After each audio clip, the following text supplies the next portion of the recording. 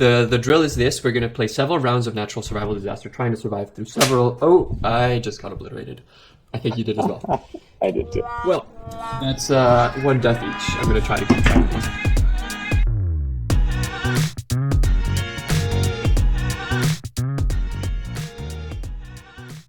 Hi everyone, I'm Juan Gabriel and you are watching One on One. Tech and investment titans. Tim Chang, someone I really look up to personally. Tim is a managing partner at Mayfield, a 50-year-old venture fund where he focuses on consumer communities and building connections. Tim is an incredibly thoughtful person with an exemplary meditation practice, a philosopher as much as an investor, and also an accomplished musician. You can see him on screen there, looking relaxed and present. Welcome, Tim. Thanks for having me on. This is my first time trying a podcast while playing a game, and I think it's brilliant. I love that you're doing this. Tim has been kind enough to give a 30-minute consultation with a viewer. It can serve as the perfect time to pitch and refine your idea.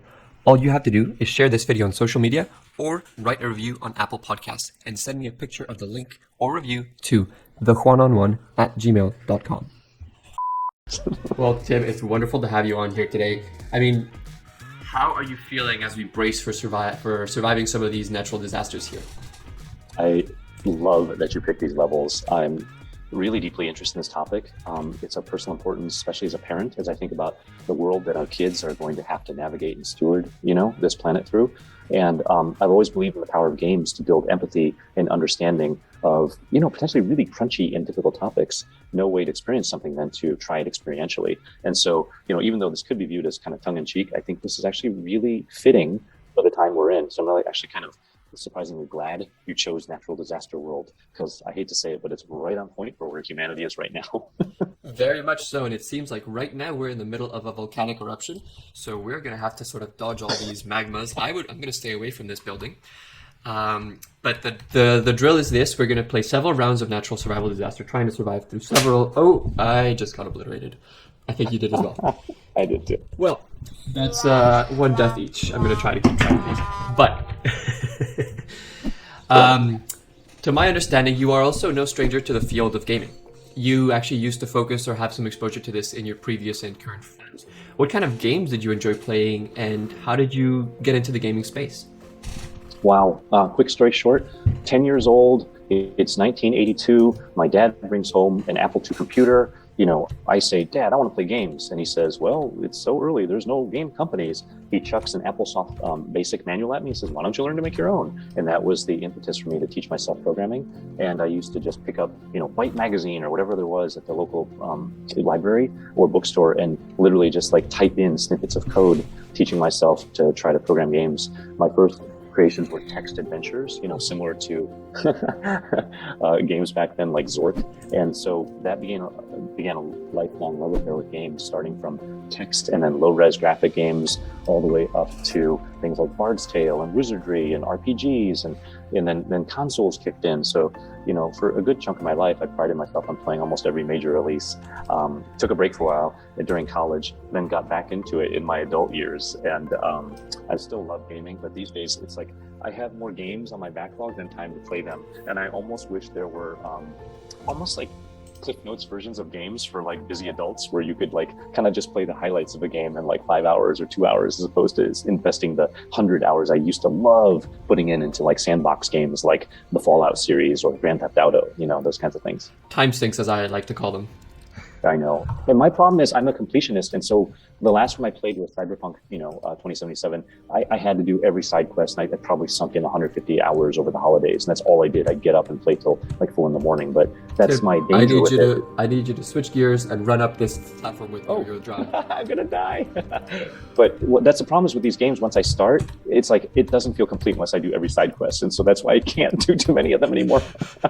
So it's very funny though and very appropriate. Oh, this is falling apart. But it's very appropriate because Roblox is a game that's made so that's children and coders can develop their own games. So it seems like this is actually the perfect sort of game for you. Maybe one day, if you have enough time, this will be the right way to go about it. Unfortunately, I am drowning, and you have as well. This is really pertinent to me because my 8-year-old daughter is probably on the verge of addiction to Roblox. And so it's really important that I stay on top of what's happening in these worlds. And I got to tell you, there's some pretty edgy stuff in here, like Prison Survivor World and all sorts of things. And so Yeah, I'm trying to get her to develop an interest in coding and developing her own worlds like I did as a kid versus just straight consumption. I've Yes. read your piece on Zoom as a sort of precursor to the metaverse. Roblox itself is a company that identifies as building part of the metaverse. What are your thoughts on this notion of the metaverse? And what are your thoughts on the notion of digital communities, such as the ones that perhaps your daughter is engaging in here in Roblox? Digital communities are a huge part of the future of humanity. They bond us across geographies, but if we assume that pandemics, climate change, things like that are here to stay, we might only be able to gather in digital communities someday because just traveling around won't be as viable. Going outside might not be as safe. And that's a really grim future to think about, but I think this type of hybrid existence of communities is here to stay, and we may be going more and more digitally over time, right? So it's going to be a form of resiliency, and it's going to be a form of new employment, meaning, identity. That's the so-called Zoom economy we learned about in these last few years. But I don't think these pandemics are going away anytime soon, and we're just at the start of climate collapse effects, right? So I think digital communities are going to be not just a fun escape, but they're going to be a requirement for human bonding and resiliency of well-being going forward. And so in your investment career, to build upon that, you do look at gaming and media entertainment, communities as well as a big part of it. Topics of health and wellness matter to you. And more recently then, as you were referencing, things related to the environment. How do you juggle and balance these three different, or perhaps not apparently different, sort of areas in your job, in your career, and in your life? To be honest, when I first started in venture, I used to try to just chase the hot topic, whether it was security or networking infrastructure. And then I realized that I could never keep up with those that were native to it and really loved it. And so I kind of gave up and said, you know what, I think I should just invest in things that I know or I do or meaningful my life. And that's when I started really enjoying investing more. So I was investing in things that I use, really embodying these things in my own life. I got permaculture certified last year to understand how do we grow food more sustainably. And that's led to more interest in things like regenerative agriculture, climate resiliency tech, investments in those spaces. So what I've been trying to really do is align shifts in my own outlook in my personal life, then with what I can invest in too. Going back to communities, to pivot us back, how do you think about communities when you're looking at different companies? There are companies that directly build communities. Roblox might be one of them.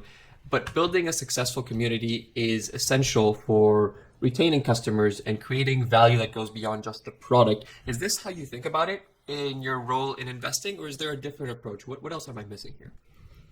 Communities, everybody wishes they had. A lot of companies, though, try to put it on as afterthought, and you can't. Communities have to be built from the culture, the DNA of the company from the start. And communities are so damn hard to get right. They never happen by accident. And if you don't actively shape the culture of it with the values and who you seed the community with, the users will take it over, and you could have 4chan-like results or something, or unintended consequences. And so community is something you can't buy with money. It's something you can't do as an add-on afterthought. It has to be built in from the start. And it has to be really carefully curated. And that's why head of community is one of the most crucial hires, but also one of the hardest, because there hasn't been traditionally community management as a practice area, as an educational track, for people to get. And it's tricky, and it has to be done authentically, because people can smell when the community is just kind of handled as a bolt-on. And on the personal side, because I think that's very insightful for how companies, but on your personal life, how did you find or build and nurture the right communities that help you succeed? That seems to be equally an important part of success for any kind of company, for the founders and for the team to sort of have those communities in their personal life as much as at the workplace. It's true. And it kind of extends from the personalities and the values of the founders themselves. Because the truth is, a lot of times we build services, products, offerings that we want for ourselves or that we didn't have. There's this wonderful saying, we are most passionate about that which we were most denied growing up. And for me, sharing a bit vulnerably, I was an introvert, I was an outsider, we moved around a lot. I never had a posse of friends. So for me in my adult life, building community was to heal the wound I had growing up. It was the friend set I never had. It was the chosen family I didn't get to, kind of grow up with. And so I put a lot of thought into it because it wasn't natural for me. It wasn't something I had growing up, and it's something that I kind of studied almost. I know that sounds mechanical, but it was like thinking about if I had a community of my dreams, who would be in it? What kinds of people? Studying a bit of community and network theory. One thing I learned was, wow, the value of a network is correlated with the heterogeneity of the people in it. Meaning, the more diverse it is, the more value, the more magic comes out of it. And this will sound super geeky, but I used to make spreadsheets about, wow, if Tim had a dream community, what kind of people would be in it that would make my life interesting? And it had people, I realized I would want artists. I would want nightlife aficionados. I would want like people really into travel. I would want philanthropists. I would want scientists. And working backwards from there, it kind of gave me a lens of like, wow, what kind of people should I meet? Well, I can tell you're really good at building communities as well as finding them. I actually heard that you built sort of a sci-fi group where you put together investors, philanthropists, artists, and sci-fi literature artists together once to sort of just discuss and hang out. Can you tell me a little bit more about that experience and what you hope to get out of it? Yeah, one of my favorite things to do is hosting little Jeffersonian dinner salons. And I try to come up with like little quirky themes, maybe tongue in cheek, but then purposely curate people that I would just love to see what they would say or how they connect with each other. And my job as the host is create a great guest list, but then introduce everyone to each other and brag on their behalf, because the people I love are way too humble to do themselves justice when they introduce themselves. So that's my job, is to brag for them to each other. And then I make these little strategic cross connections. And my favorite pairings have been sci-fi authors and scientists, as well as like founders and investors. And it's been beautiful because a lot of times scientists will even say, oh my God, your work influenced me on what I chose to research. And meanwhile, sci-fi authors will say, wow, it's your research paper that caused me to come up with that plot line, right? So I dream of creating a little, private conference someday called Sideplusphi, which would be like, a dozen of the world's, most forward-thinking scientists and a dozen top sci-fi authors, and just see what magic ensues. And this is really important to me because it's really easy to come up with Black Mirrors, dystopian scenarios, but it's really hard to come up with white mirrors of what can go right. And in many ways, that is exactly the job of what scientists but also artists to do, is help us inspire new ways of like better futures we could create. Otherwise, we just spiral down in despair. There's a lot to unpack there. One of this idea about the optimism, very oft quoted saying that pessimists look smart, optimists make money, which is a bit of a cynical view, but I think the real sort of lesson behind that, if I'm tracking with what you're saying, is that optimists are here to sort of build a better world as much as they can, right? That's right. And you know what? That's the thing about the entrepreneurial spirit itself. You have to be a little bit delusional to do a startup because they're so damn hard. The odds of success are like 25% or less. And so you have to almost be quote unquote, crazy in the right, healthy way. Because you just have to believe. You have to have such strong faith when all the data points towards the negative. And so you have to be delusionally optimistic at heart and have perseverance and grit to keep going, right?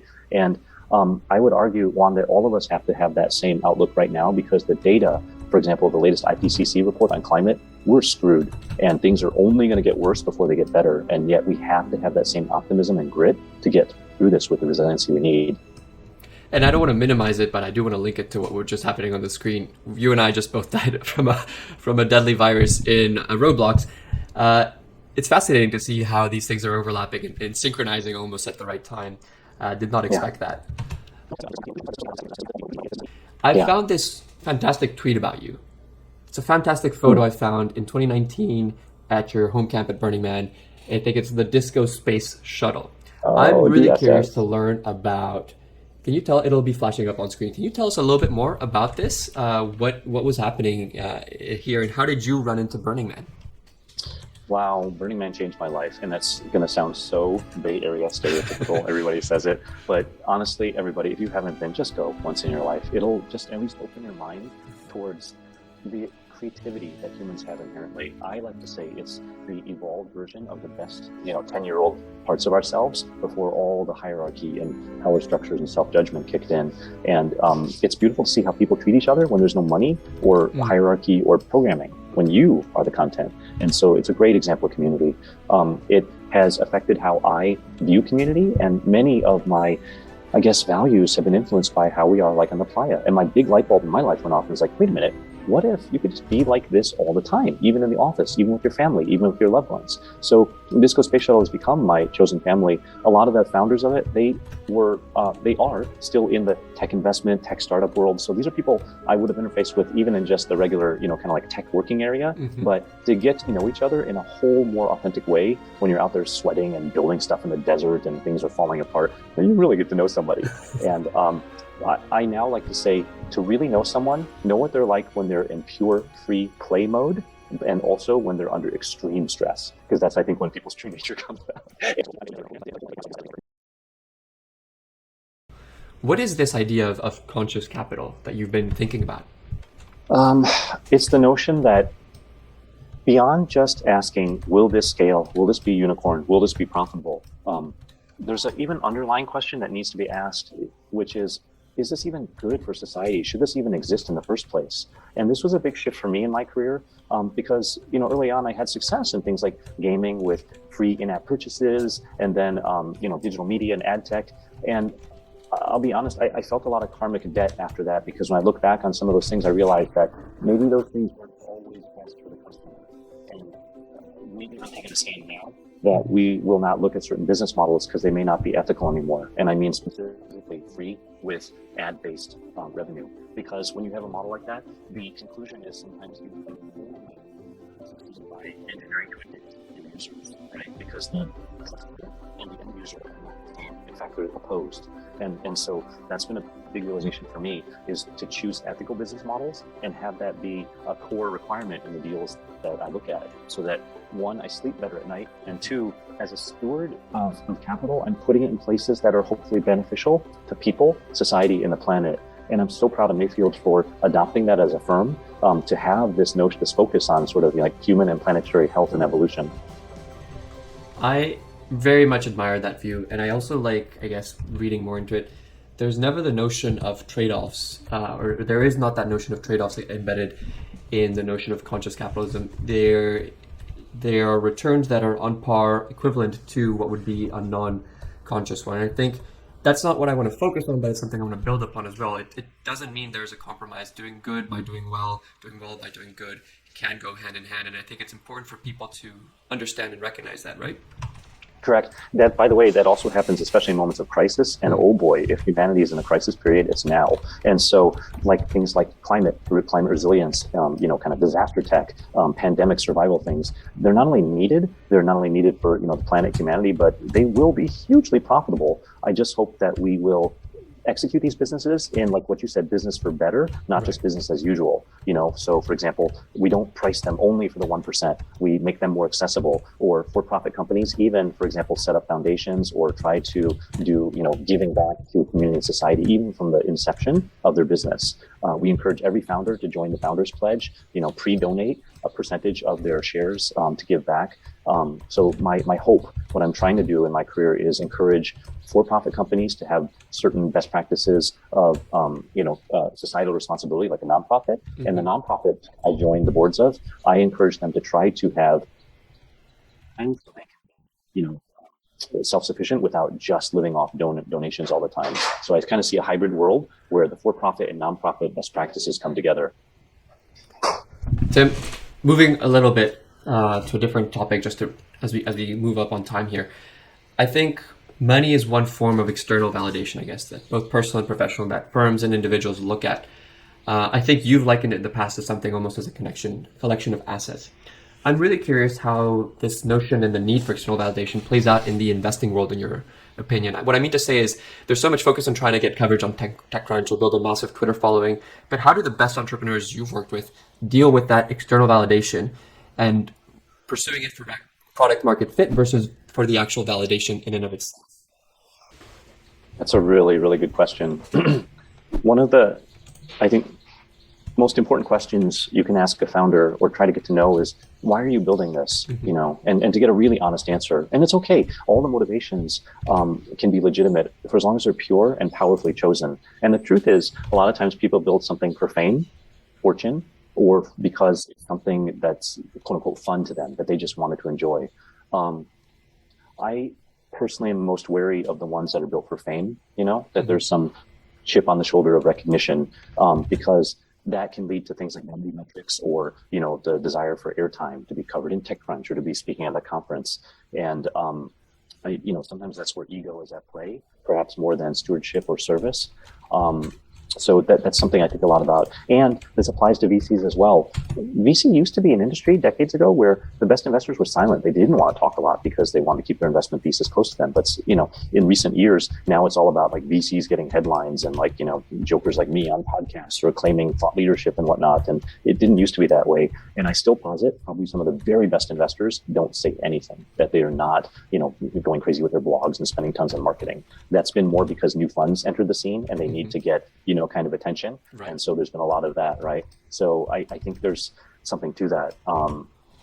Roblox, they were like a sleeper hit for so many years. Yes. And now everybody knows them. But in the early years, they weren't like, out promoting the crap out of everything too, right? So there's something to that. It's I guess the point is just always be aware how much is ego driving the boat and how much is that steering, the efforts to get that external validation. And recognizing that, for example, even interim valuations on your Series A, your Series B, your Series C round, those aren't realized exits, right? Mm-hmm. When I first started in venture, I was taught this one saying, there's no such thing as really hot deals. There's only hot exits.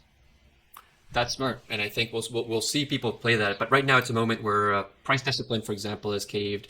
People have a lot of FOMO. I guess the parting question I have for you is, how do you stay grounded in that environment that is increasingly rapid, increasingly fast-paced, and increasingly aggressive when it comes to deals and finding companies and valuations? How do you stay grounded and focused? Because I imagine it's a challenge. Two things. Know your own values, your own North Star. What do you stand for? What are you building, or what are you investing for? Is it to make a ton of money? Is it to make a name for yourself? Is it put points on the board? Is it to keep up with the Joneses, so to speak? Knowing why you do what you do, having that meaning and purpose will be a great set of filters. And the second is try not to chase that FOMO. So whether it's a meditation practice or plant medicine or whatever you do that helps you stay grounded and know what you're in this for is really, really, really helpful, right? For me, it's become more and more a practice of service. And service is so humbling.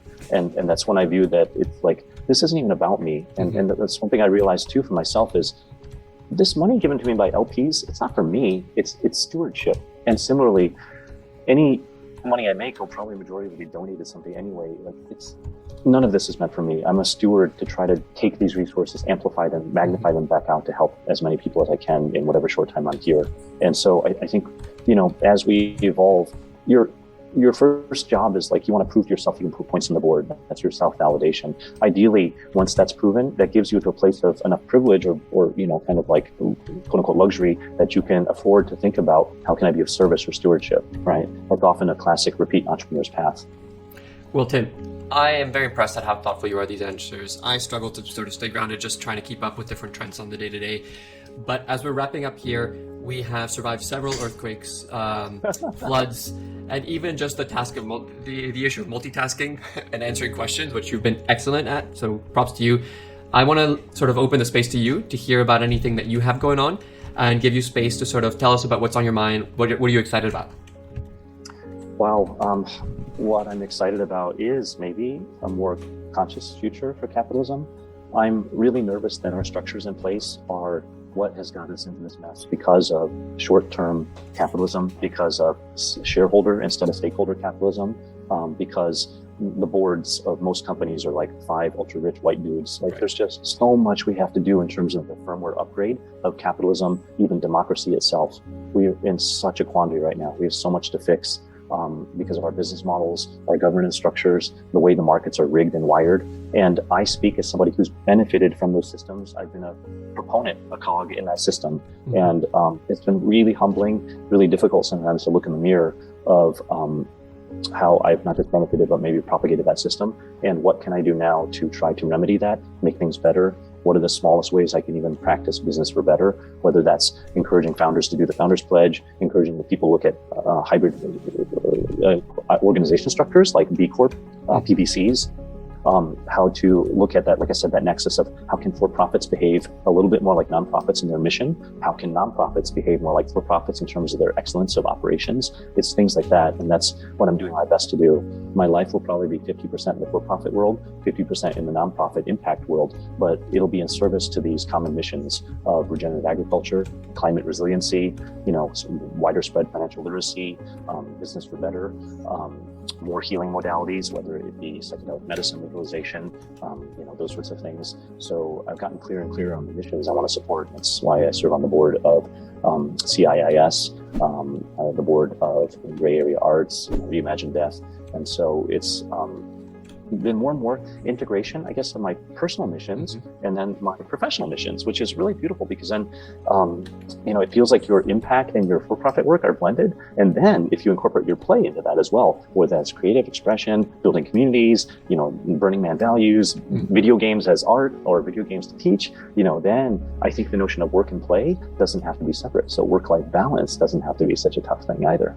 Well, Tim, it is an absolute pleasure having you here today. And I've learned so much just being exposed to you. Want all of us to be part of that journey in helping you work on these topics and issues that are planet, where the planet is at stake, where our society is at stake, beyond our individual needs. Really excited to be part of that journey. So thank you so much for joining. I hope you had a great time. This was great. Thank you so much for the work you're doing on this. It's wonderful.